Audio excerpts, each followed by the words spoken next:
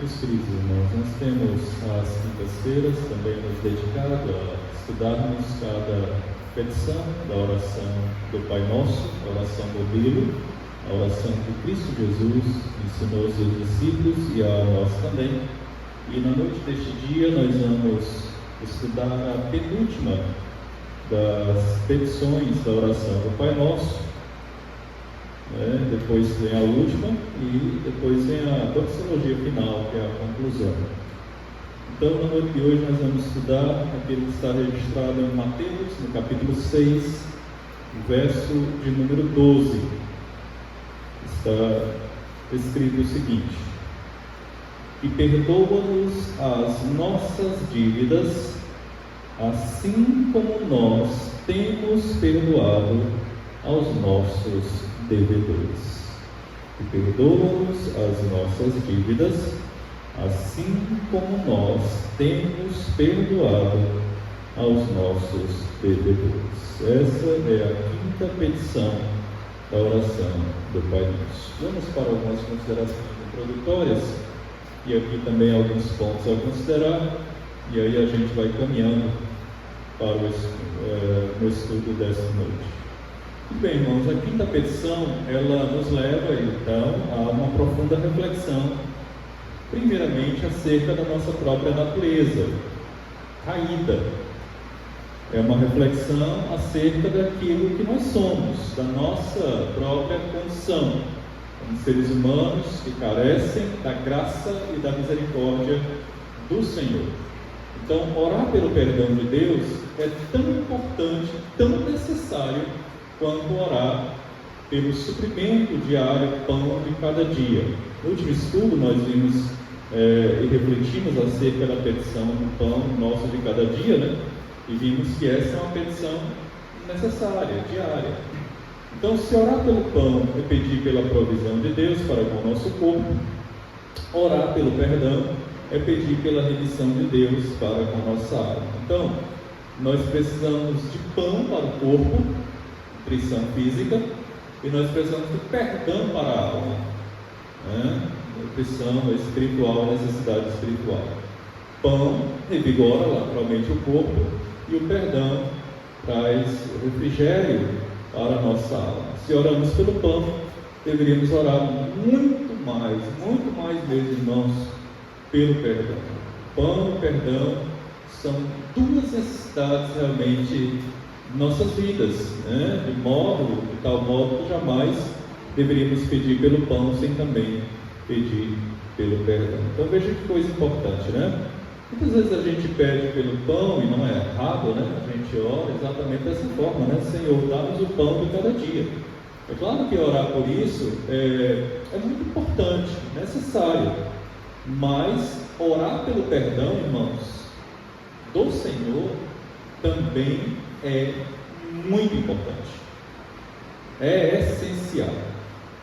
Eu diria até que é mais importante até do que o pão, porque sem perdão, sem a graça e sem a misericórdia, irmãos, de Deus em nossas vidas, nós estaríamos condenados. O que nós aprendemos então com essa petição? Quando nós oramos pedindo perdão, em primeiro lugar, está posto aí, em primeiro lugar, nós reconhecemos o nosso pecado original e o nosso pecado individual. Todos nós nascemos em pecado por causa da transgressão dos nossos pais, primeiros pais, e isso é o que chamamos de pecado original.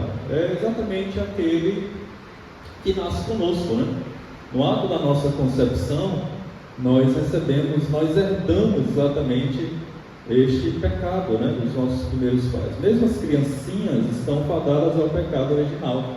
Tanto é que Davi, ele ora lá no Salmo 51, verso 1, ele diz: eu nasci em iniquidade e em pecado me concebeu minha mãe. Ou seja, quando ele ainda foi concebido, já se tornou um pecador, já foi feito um pecador. Então nenhum ser humano realmente escapa dessa realidade. Todos nós nascemos pecadores. Interessante que Martinho Lutero, ele escreveu um livro E o título do livro é exatamente esse, né? Nascido escravo. Nascido escravo. E é exatamente isso que nós somos, irmãos. Nós nascemos escravos, mas escravos do pecado. Fomos alcançados pela graça de Deus, segundo a sua soberania. Ele nos libertou, né? Cristo então nos liberta do poder do pecado. Esse poder já não tem mais domínio sobre nós. Nós buscamos desenvolver a nossa salvação, o aspecto da santificação, né? Então é isso que de fato a Escritura ela vai nos mostrando, vai nos ensinando, tá? Portanto, além do pecado original, que é o pecado com o qual nós nascemos, nós também somos culpados dos pecados individuais. É fato, irmãos, que cada um de nós lida com os nossos pecados particulares. Eu tenho os meus, os irmãos têm também os de vocês, cada um tem os seus pecados particulares, né? Por assim dizer. Tá bom? Deste modo, todos nós somos devedores à justiça de Deus. E é por essa razão que a palavra do Senhor Jesus é dívida, perdoa as nossas dívidas e não ofensa. Interessante que ele diz exatamente isso, né, na petição: perdoa as nossas dívidas. Ele não diz perdoa as nossas ofensas, exatamente porque dívida tem a ver com uma justiça que temos perante o nosso Deus. Quando nós pecamos, nós nos tornamos devedores da justiça de Deus. É por isso que nós sempre olhamos para aquele que realmente se fez justiça por nós, que é a pessoa de Cristo Jesus. Assim sendo, quando nós pecamos, nós estamos em dívida ou em débito com a perfeita justiça de Deus. É como alguém, por exemplo, que deixa de pagar os seus impostos, né? Digamos que você deixou de pagar o IPVU, deixou de pagar o IPVA, né? E aí você está em débito, você fica em dívida com a justiça, né? Por exemplo, quando uma pessoa deixa de votar e ela não justifica o seu voto, ela está em dívida com a justiça eleitoral. Ela fica com essa dívida, ela contrata exatamente essa dívida, ela fica pendente. Quando uma pessoa é condenada no processo e não paga, está em dívida com a justiça, né? Portanto, irmãos, o pecado é essa dívida para com a justiça de Deus, para com a justiça de Deus. É por isso que nós pedimos, né? Perdoa as nossas dívidas. Perante Deus nós somos devedores. Então, quando nós oramos pedindo perdão, tá? A primeira coisa é exatamente entendermos esta verdade. Reconhecemos o nosso pecado original e também os nossos pecados individuais. Segunda coisa, irmãos, em segundo lugar, quando nós oramos pedindo perdão, suplicamos a Deus que nos absolva da culpa e também da punição do pecado, e que nos aceite no seu Filho amado. Quando nós falamos em culpa e condenação, precisamos entender, irmãos, que são duas coisas diferentes. Nós precisamos compreender bem a diferença entre elas e a sua relação. Então acompanhe aqui comigo. A culpa, ela é a dívida para com a justiça de Deus. Ou seja, eu sou culpado porque eu devo. Eu devo a justiça. Quando eu sou culpado e eu não tenho como pagar, então obrigatoriamente eu sou condenado. Portanto, implica obrigatoriamente na condenação. Como eu disse há pouco, né? Por exemplo, em nosso país, nós somos obrigados a votar. Se nós temos que votar e nós não votamos, né? Eu sei que tem gente que justifica o voto, né, no caso, mas se eu não faço isso, eu estou em débito. Eu fico em débito, eu estou em dívida com a justiça eleitoral. E se eu não resolvo essa situação, eu tenho algum tipo de punição, vou ser condenado, né? E a condenação nesse caso é ter o título suspenso, né? Ser privado de algumas coisas que são pertinentes, né? Você perde direitos, não posso concorrer, por exemplo, a um concurso público, muitas vezes fazer uma coisa e outra. Eles vão lá consultar no sistema, né? E vão perceber que realmente eu não cumpri essa minha obrigação como cidadão. Eu estou em dívida com a justiça eleitoral. Dito isso, quando a gente peca contra Deus, a gente traz sobre nós a culpa do pecado. E essa culpa, ela nos leva exatamente, irmãos, à condenação. Como é que a gente resolve isso? E graças a Deus que Deus trouxe solução a isso, porque senão todos nós estaremos condenados. A redenção de Cristo salva-nos da culpa e da condenação. Por isso que sempre que a gente olha para as nossas falhas, deslizes, pecados, nós precisamos olhar também para a cruz e para o que Cristo fez por nós. Ele levou sobre si todos os nossos pecados, do passado, do presente e até aqueles que nós ainda veremos de cometer. Ou seja, a nossa culpa foi colocada sobre Cristo na cruz e Ele foi condenado em nosso lugar. Essa é a lógica bíblica, irmãos. Ou seja, se eu estou em pecado, portanto eu estou culpado e eu tenho de ser condenado.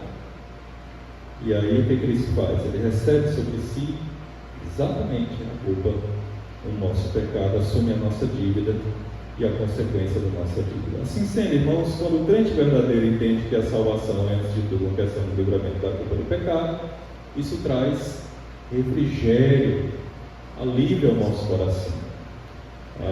Alívio ao nosso coração. Em terceiro lugar, a gente caminhar um pouco mais rápido aqui, quando nós oramos pedindo perdão, nós suplicamos a Deus que continue sendo gracioso, perdoando as nossas faltas diárias, e enchendo-nos de paz e gozo, ou seja, alegria, dando-nos diariamente mais e mais a certeza de perdão. Embora a culpa e a condenação do pecado sejam tiradas de nós quando cremos em Jesus, de tal modo que estejamos ou que estamos justificados e salvos por toda a eternidade. Então significa, irmãos, que quando nós pecamos, nós não somos mais culpados e nem condenados. Lembremos lá das palavras do apóstolo Paulo, né? Agora, pois, já nenhuma condenação há para aqueles que estão em Cristo Jesus. A escrita de dívida que tínhamos, Jesus, Ele quitou o nosso lugar. Preço do seu sangue. Pagou toda a nossa dívida. Toda ela. Por isso nós não precisamos mais realizar obra para a nossa própria salvação. Nós realizamos as boas obras, as quais Deus preparou de antemão para que andássemos nelas, mas é o resultado de nós sermos salvos em Cristo Jesus. Não para que sejamos, mas porque somos. Está claro isso, irmãos? Muito bem. Vamos caminhar agora para o final. Em último lugar, quando nós oramos pedindo para que Deus nos perdoe, assim como nós temos perdoado aos nossos devedores, não estamos condicionando o perdão de Deus para conosco. Isso aqui é muito importante. Quando nós, olha que coisa, oramos pedindo para que Deus nos perdoe, assim como nós temos perdoado aos nossos devedores, nós não estamos condicionando o perdão de Deus para conosco ao nosso perdão para com os outros. Ou seja, irmãos, se o perdão de Deus dependesse do meu perdão para com o meu próximo, irmãos, a gente está ferrado.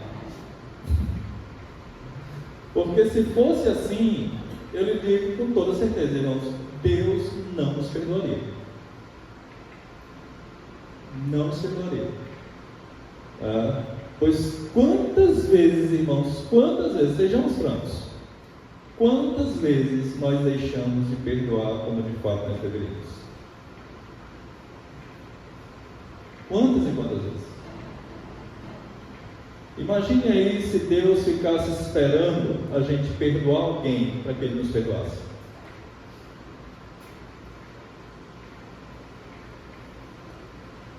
A gente ia demorar, às vezes, muito tempo para receber o perdão de Deus, irmãos. E talvez até nunca receberíamos.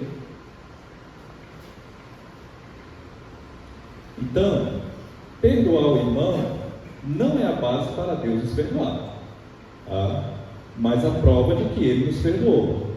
Nós perdoamos porque Ele nos perdoou primeiro. Portanto, a nossa disposição para perdoar os outros é exatamente a condição da certeza de que Deus nos perdoou. Deus nos perdoou. Fechar o coração para o perdão, irmãos, é uma afronta contra Deus e a sua palavra. É como se dissesse assim: eu sou melhor do que Deus. Não podemos, tá? Então, por que eu tenho que perdoar a minha esposa quando ela pega contra mim ou vice-versa, né? Por que eu tenho que perdoar meu irmão ou irmã quando ele pega contra mim ou vice-versa? Porque Deus já me perdoou. Eu perdoo porque eu fui perdoado de uma transgressão muito maior, incomparavelmente maior. E Deus me perdoou. E Deus me perdoou. Portanto, irmãos, pedir perdão e perdoar é algo essencial na vida. Quem não perdoa, irmãos, adoece.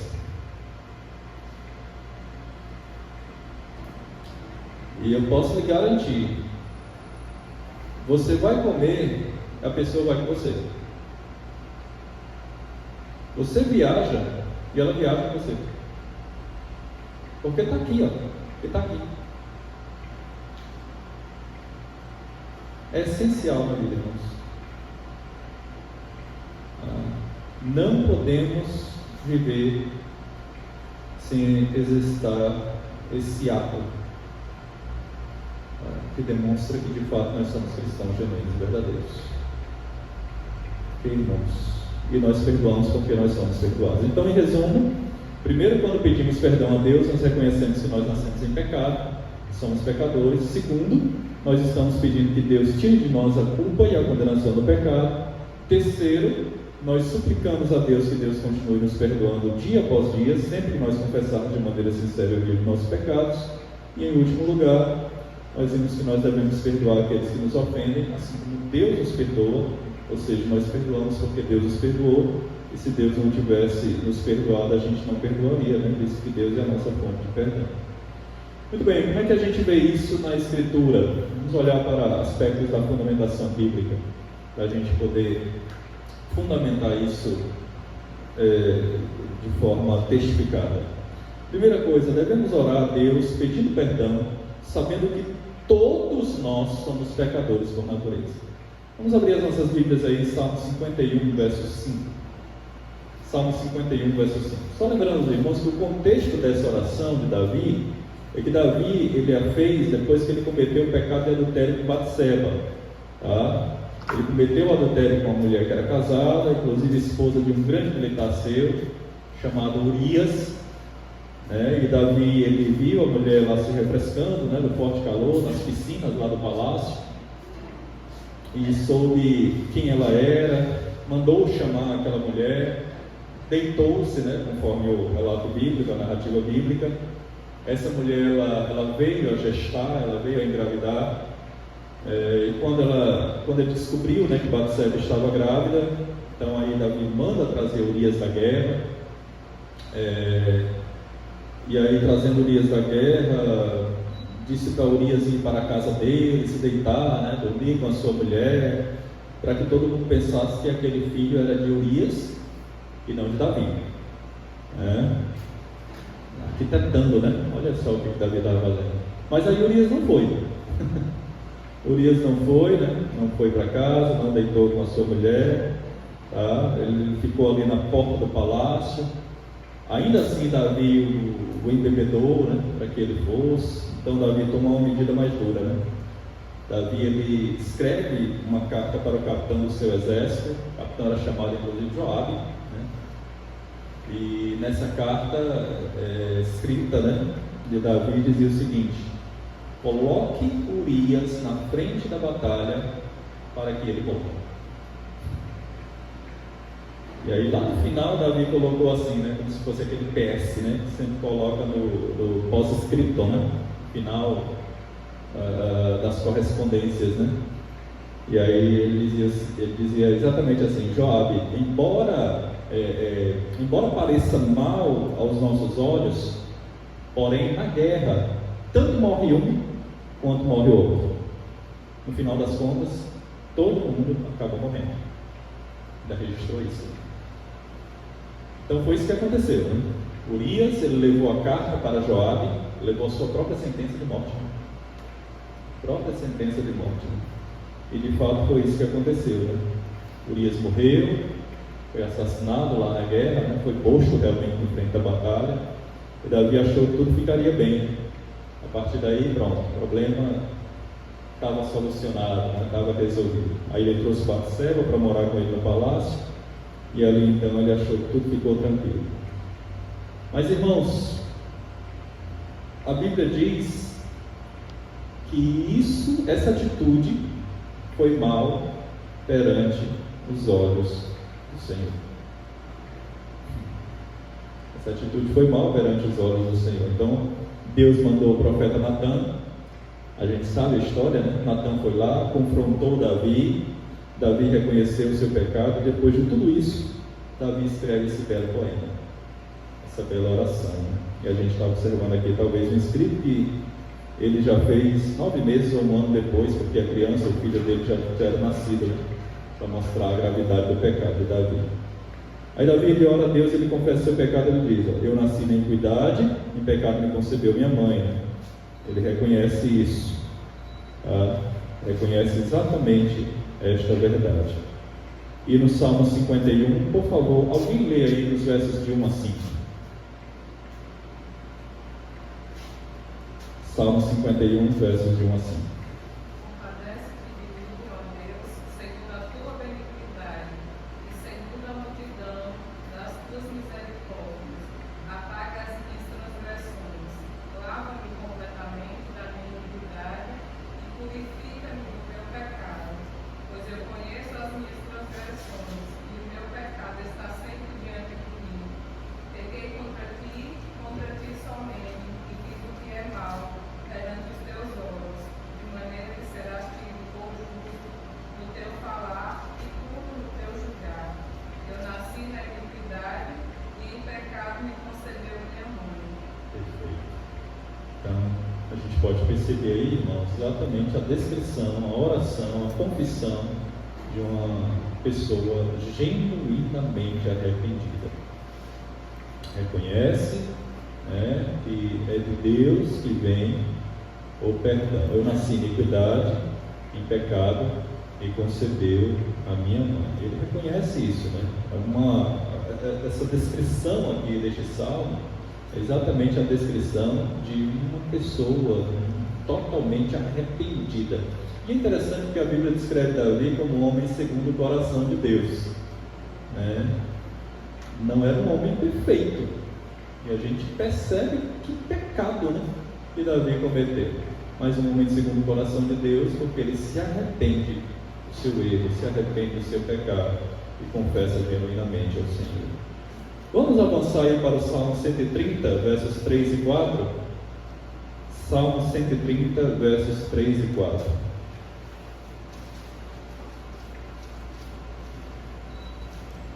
Uma outra pessoa, por favor, abre em Romanos 3, verso 23. Quem encontrar o Salmo 130, versos 3 e 4, pode ler. E quem encontrar Romanos 3, 23, que é um texto clássico, né, quando falamos de pecado, também pode ler. Salmo 130, versos 3 e 4.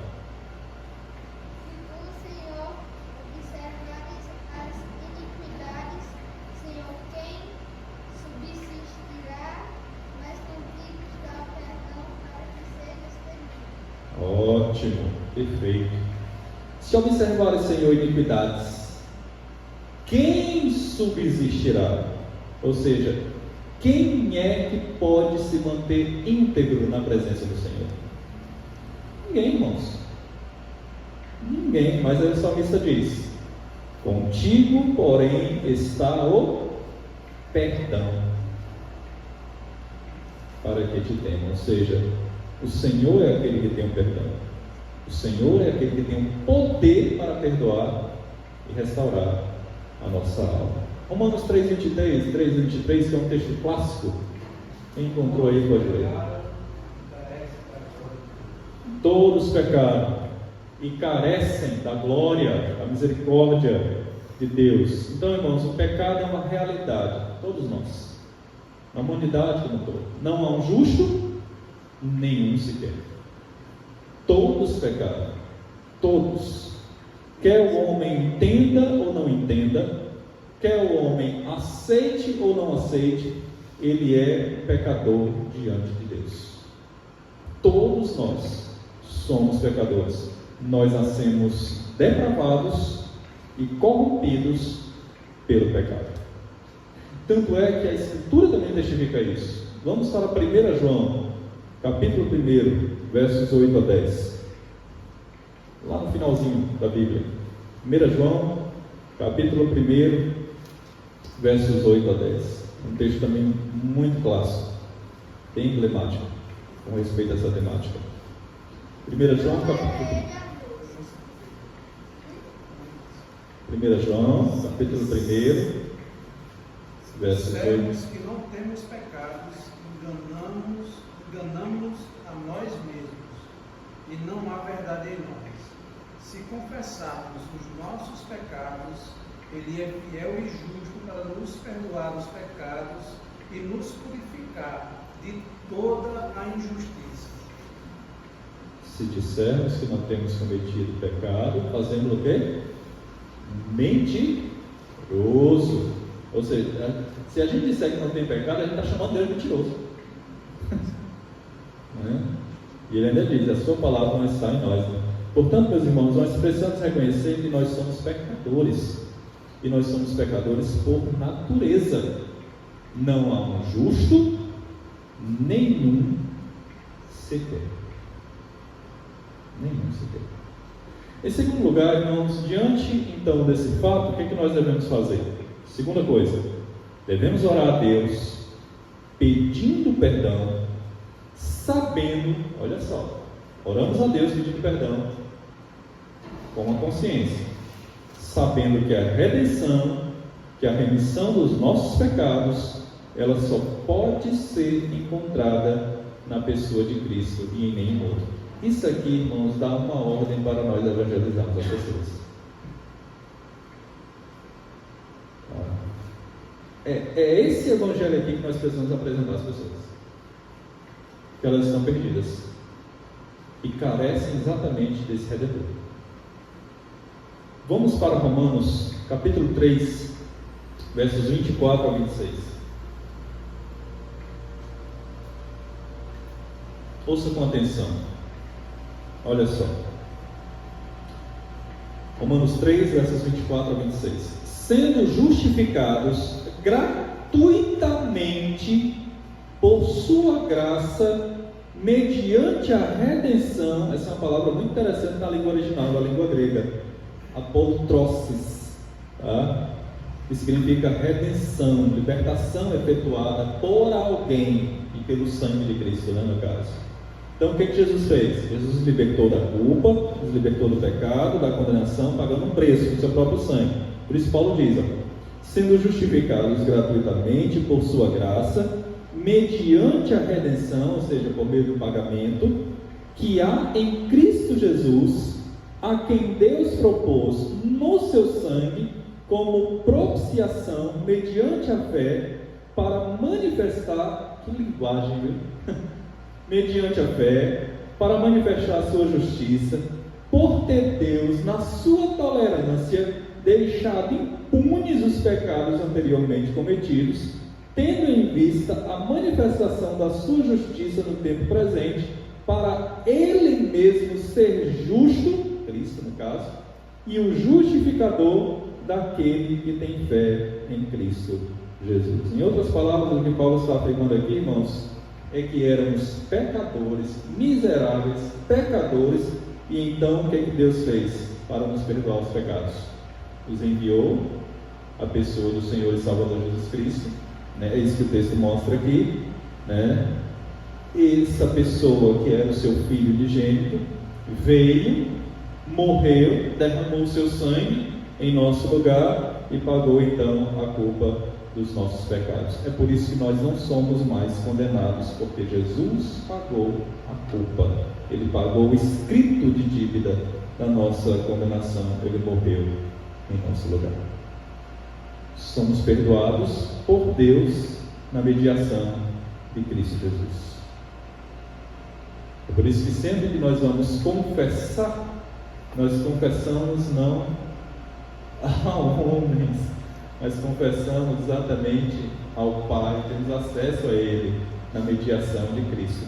Por isso que sempre nas nossas orações, nós concluímos a oração como, irmãos? Em nome de Jesus. É na mediação de Cristo. Tá?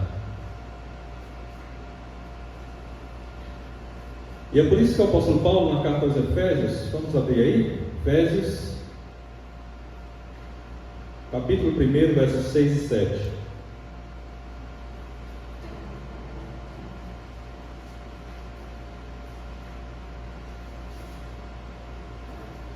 Eu acho esse texto formidável. Efésios capítulo 1, versos 6 e 7. Quem encontrar pode ler, por favor.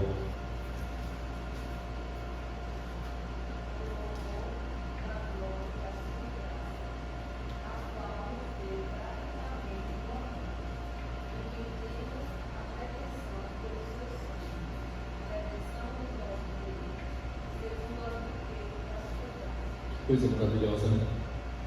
Olha o que Paulo está afirmando aqui para nós, irmãos.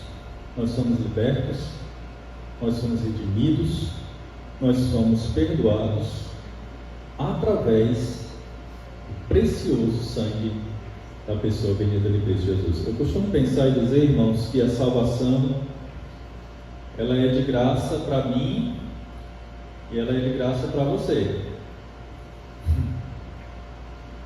Mas alguém teve que pagar o preço. Ela é de graça para nós. Mas alguém teve que pagar o preço. Alguém teve que pagar a conta. E Jesus pagou o preço. Ele pagou o preço do nosso perdão. O seu sangue, irmãos. Sangue precioso. Meus irmãos, se a gente se alegra quando a gente quita uma dívida, né? Que a gente está devendo aí, alguma instituição, alguém. A gente se alegra, irmãos, quando a gente consegue quitar uma dívida, né? Por exemplo, de um automóvel, de um curso, de uma casa, né? Ou de qualquer outro bem.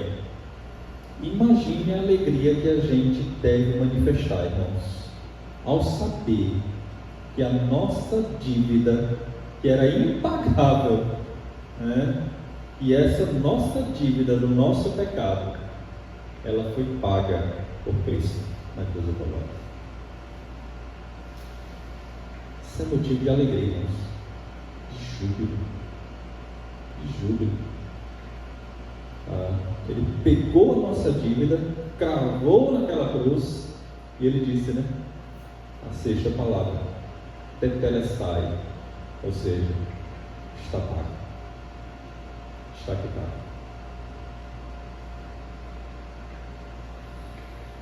Nenhuma gota de sangue, meus irmãos, nenhuma gota de sangue foi derramada em vão. Nenhuma. E ali estavam os meus e os seus pecados.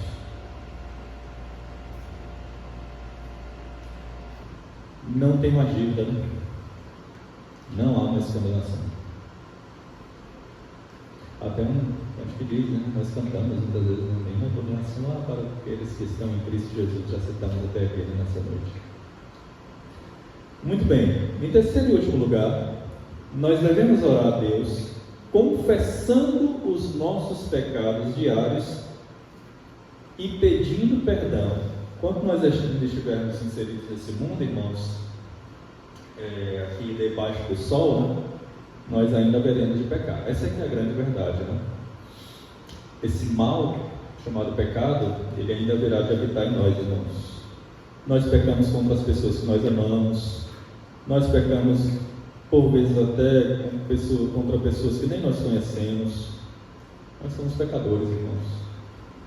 Nós pecamos por pensamentos, pecamos por palavras, pecamos por ações, até mesmo por omissões, por aquilo que fazemos ou deixamos de fazer, por aquilo que falamos ou até mesmo deixamos de falar.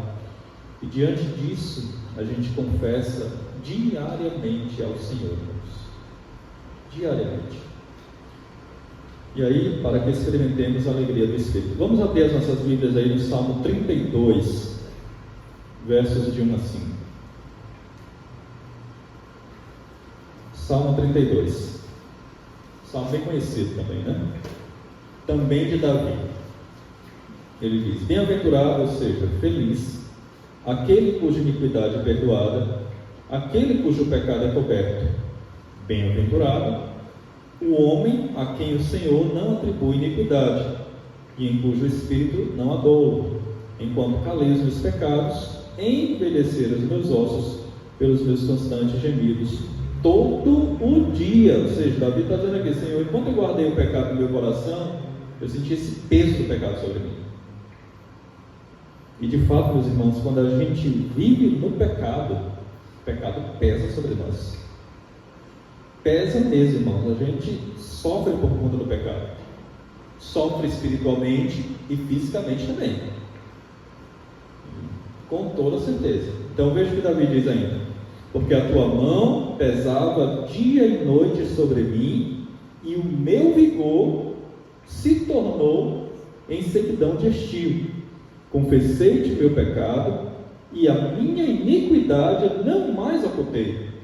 Disse: confessarei ao Senhor as minhas transgressões, e tu perdoastes a iniquidade dos meus pecados. Meus irmãos, que coisa linda, que salmo encorajador, irmãos. Saber que quando nós confessamos os nossos pecados, o Senhor é fiel, irmãos, o Senhor é justo para nos perdoar os pecados e nos purificar de toda injustiça. Que coisa maravilhosa, irmãos. Que coisa preciosa, né? 1 João, capítulo 1, verso 9. Quem encontrar pode ler, por favor. Texto bem conhecido. É até uma música do Vencedores por Cristo, né? Eles cantam exatamente esse versículo. 1 João, capítulo 1, verso 9.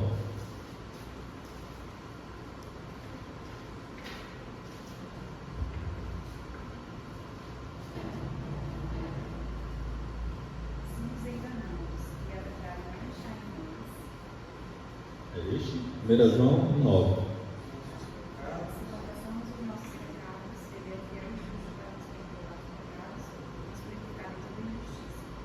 Perfeito. Olha só, nos purificar de toda, não é de uma ou de duas, mas de toda injustiça. Meus irmãos, não há pecado tão grande que Deus não possa nos perdoar. Não há, irmãos. Não há. Paulo, por exemplo, é um grande exemplo do perdão de Deus. Quem era Paulo, irmãos? Antes de Cristo alcançado, e Deus o perdoou. Deus o perdoou. A gente não pode ser como Jonas, irmãos, querer ser o dono do amor de Deus, né? E não aceitar o perdão e o amor de Deus sobre os outros. Não, irmãos. A gente precisa saber que Deus é um Deus de graça, que Deus é um Deus de misericórdia e que Deus é um Deus de perdão. Por isso é que nós somos convocados, chamados por Deus a orar por aqueles que nos perseguem, a orar pelos nossos inimigos. É difícil, né, irmãos? É uma tarefa difícil, né?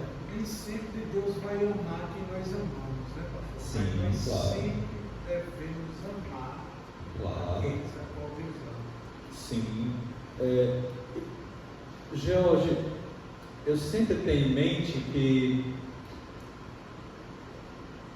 o cristão, ele não faz inimigos, mas ele tem inimigos. Porque sempre o cristão vai ter gente se opondo contra ele. E não fosse assim, nós não estaríamos nesse mundo. Então o cristão não faz inimigos, mas ele tem. que ele sempre vai ter pessoas realmente se opondo contra a verdade de Deus. E de fato, nós somos chamados a amar até aqueles que nos ofendem. E que lição difícil, não é fácil. Realmente não é fácil. Muito bem. Vamos partir para as conclusões, irmãos, as aplicações práticas para a gente encerrar o estudo dessa noite. Tá? Primeira coisa, irmãos, uma aplicação desta petição, que é a sexta, né? A quinta, na verdade. Vamos lá, primeira coisa, ore reconhecendo o quão pecador você e eu, nós somos diante de Deus. Não queira, irmãos, em nome de Jesus, não queira. Não queira negar ou esconder o seu pecado. Deus tudo vê, inclusive as motivações do nosso coração. E não adianta, irmãos, a gente querer justificar o injustificável. Não adianta a gente querer racionalizar o erro. Podemos até convencer pessoas, mas não vamos convencer a Deus.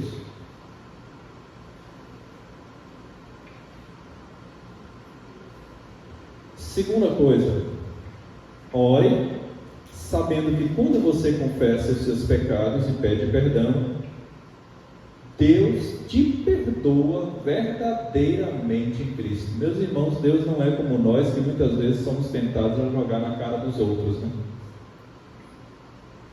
Aquilo que fazemos em favor das pessoas, né? Deus não faz isso, irmãos. Ele não mais se lembra dos seus pecados e por isso não te condena mais. Tem um salmo que diz, né? Assim como dista o Oriente do Ocidente, assim Deus afasta de nós as nossas transgressões. E em terceiro lugar, e último, mas não menos importante, ore pedindo a Deus que você perdoe o seu próximo, assim como foi perdoado por Deus. Preste atenção no que está posto aqui, ó. Se você perdoa, é porque foi perdoado. Mas se você não tem disposição para perdoar, é porque certamente ainda não foi. Meus irmãos, o crente, ele perdoa. Porque ele foi perdoado. Ah, pastor, mas a ofensa foi grande. Mas a que nós fizemos contra Cristo, contra Deus, foi muito maior. Incomparavelmente maior. O crente verdadeiro, ele perdoa. Ele perdoa. Se um crente falar assim, ah, pastor, eu não vou perdoar, não, ok. Você pode até não perdoar naquele momento. E eu até compreendo. Mas Deus vai trabalhar no seu coração. Porque o perdão não é algo automático, instantâneo. Não é da noite para o dia. É um processo. Leva tempo. E as pessoas costumam dizer, quem perdoa esquece. Não, quem perdoa não esquece. Porque assim, tem amnésia. Mas quem perdoa, supera.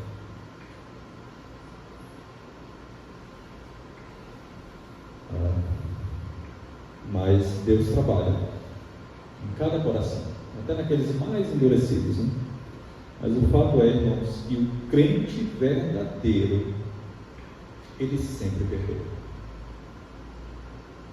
Sempre perdoa, sempre. Porque se ele não perdoa, significa, irmãos, que ele não foi perdoado. Porque quem é perdoado também oferece e dá o perdão. Isso é uma grande verdade bíblica, irmãos. Uma grande verdade. E a Bíblia testifica e descreve isso, né? Perdoai uns aos outros, assim como Cristo Jesus também nos perdoou. Perdoai também uns aos outros. Lembre-se, irmãos, que Deus já te perdoou. Você já está perdoado pelo sangue de Cristo Jesus. E é por causa disso que você deve perdoar as dívidas das pessoas para com você. Dito isto, entendendo essa verdade, agora eu e você nós podemos fazer esta oração e esta petição conscientes, não da boca para fora. Senhor, perdoa as nossas dívidas, assim como nós perdoamos aos nossos devedores.